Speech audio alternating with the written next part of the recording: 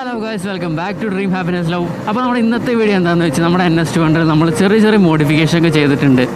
ഒരുപാടൊന്നുമില്ല, useful ആയിട്ടുള്ള കുറച്ച് കാര്യങ്ങൾ ചെയ്തിട്ടുണ്ട്. അപ്പോൾ അതെന്തൊക്കെയാണെന്നാണ് നമ്മുടെ ഇന്നത്തെ വീഡിയോ.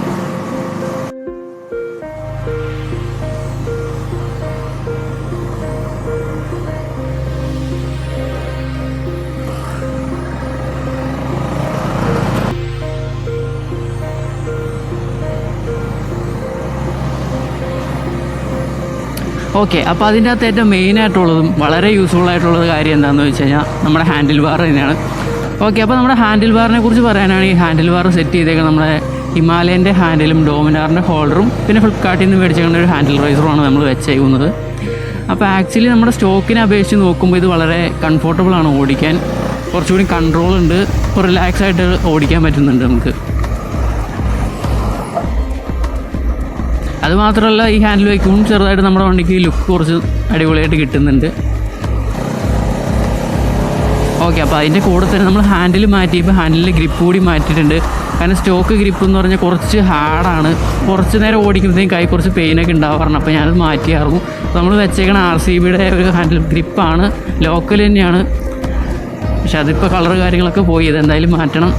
പിന്നെ മിററിൻ്റെ കാര്യം പറയുകയാണെങ്കിൽ സ്റ്റോക്ക് തന്നെയാണ് ഇരിക്കുന്നത്. സ്റ്റോക്ക് അത്യാവശ്യം നല്ല വിസിബിൾ ഉണ്ട്, യൂസ്ഫുൾ ആയിട്ടുള്ളൊരു മിററാണ്. അതിനെക്കുറിച്ച് എനിക്ക് പ്രത്യേകിച്ച് പോരായ്മയായിട്ടൊന്നും തോന്നിയിട്ടില്ല, അടിപൊളി തന്നെയാണ്.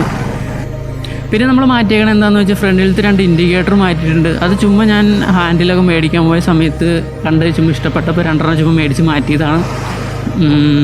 അപ്പോൾ അത് ഇരിക്കുന്നത് മറ്റേ സ്ട്രിപ്പ് ടൈപ്പാണ് ഇരിക്കുന്നത്. ഫ്രണ്ടിൽ മാത്രം മാറ്റുള്ളൂ, ബാക്കിലത്തെ മാറ്റിയിട്ടൊന്നുമില്ല. പിന്നെ ഈ വൈസർ എന്ന് പറഞ്ഞാൽ എഫ്സിയുടെ വൈസറാണ്. വൈസർ ഓൾറെഡി നമ്മളിൽ തന്നെ കണ്ടെടുത്തപ്പോൾ തന്നെ ഉണ്ടായിരുന്നതാണ്. അത് എനിക്ക് മാറ്റണമെന്ന് തോന്നുന്നില്ല. അതുള്ളതും ലുക്കാണ്, ഇല്ലാത്തതും ലുക്കൊക്കെ തന്നെയാണ്.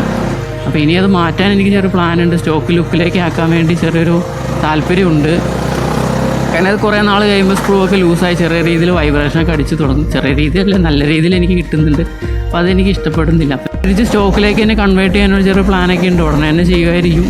സ്റ്റോക്ക് വയ്ക്കുമ്പോൾ എങ്ങനെ ഉണ്ടാവും എന്നറിയത്തില്ല, എന്നാലും വൈബ്രേഷൻ പറ്റില്ല.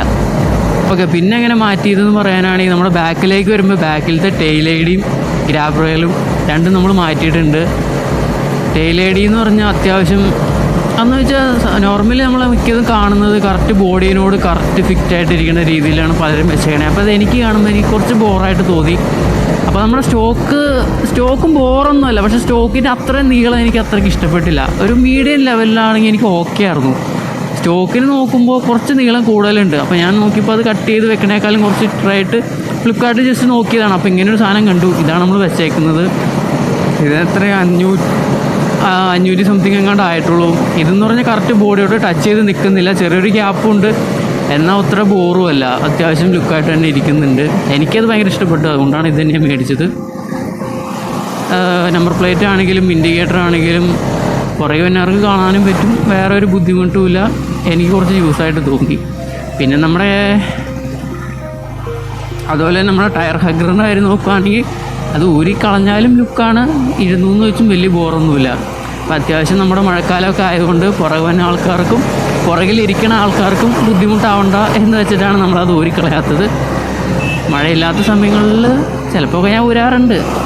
കാരണം ഊരുമ്പോഴുള്ള ലുക്ക് എന്ന് പറഞ്ഞാൽ പ്രത്യേക ലുക്കാണ്. ആ ടയർ അങ്ങനെ കണ്ടു നിൽക്കാനൊക്കെ ഭയങ്കര രസമാണ്. അതുപോലെ നമ്മൾ പിന്നെ വെച്ചേക്കുന്നത് ഡിസ്കോർ 125ൻ്റെ ഒരു ഐറ്റം തന്നെയാണ് വെച്ചേക്കുന്നത്. അത് നമ്മൾ ആക്രിക്കടയിൽ നിന്ന് മേടിച്ചതാണ്. അത് ഷോപ്പിലൊക്കെ 10-500 രൂപയൊക്കെ വില പറയും. അപ്പോൾ നമ്മൾ ചെറിയ ഇങ്ങനെ റോഡിൽ കൂടെ പോകുമ്പോൾ കാണും ഡിസ്കോറിൻ്റെ ബൈക്കൊക്കെ ഇങ്ങനെ പൊളിച്ച് വെച്ചേക്കണ കാണുമ്പോൾ അതിനകത്ത് ചോദിച്ചു കഴിഞ്ഞാൽ അവർ ചിലപ്പോൾ തരും. ചിലരൊക്കെ 10-500 രൂപ തന്നെ അവർ റേറ്റ് പറയും, ചിലയിടത്ത് 200 രൂപ. എനിക്കത് കിട്ടിയത് സംതിങ് 200 മേളിലായാലും എന്തായാലും അത്. പിന്നെ അത് കട്ട് ചെയ്യണേങ്ങാണ്ട് 10 രൂപ എങ്ങാണ്ട് ആയുള്ളൂ, 10 രൂപയുടെ കാര്യം ഉണ്ടായിരുന്നുള്ളൂ. പിന്നെ ഒരു സ്പ്രേ പെയിൻറ്റ് മേടിച്ച് അടിച്ച് പെയിൻറ്റൊക്കെ പോയിട്ടുണ്ട്, അതൊന്നുകൂടി നമുക്ക് പെയിൻറ്റ് ചെയ്യണം. അപ്പോൾ അതൊക്കെയാണ് നമ്മുടെ വണ്ടിയിൽ മെയിനായിട്ട് ചെയ്തിട്ടുള്ള കാര്യങ്ങൾ. ഓവറായിട്ടൊന്നും ചെയ്തിട്ടില്ല, എനിക്ക് യൂസായിട്ട് തോന്നിയ കുറച്ച് കാര്യങ്ങളാണ് ചെയ്തേക്കുന്നത്. അപ്പോൾ മോഡിഫിക്കേഷൻ്റെ കാര്യങ്ങളൊക്കെ പറയാനാണ് ഇത്ര നമ്മൾ ചെയ്തിട്ടുള്ളൂ, കുറച്ച് കാര്യങ്ങളെ ചെയ്തിട്ടുള്ളൂ. അപ്പോൾ നമ്മുടെ വീഡിയോ ഇത്രയൊക്കെ തന്നെ ഉള്ളൂ. വീഡിയോ ഇഷ്ടമായെങ്കിൽ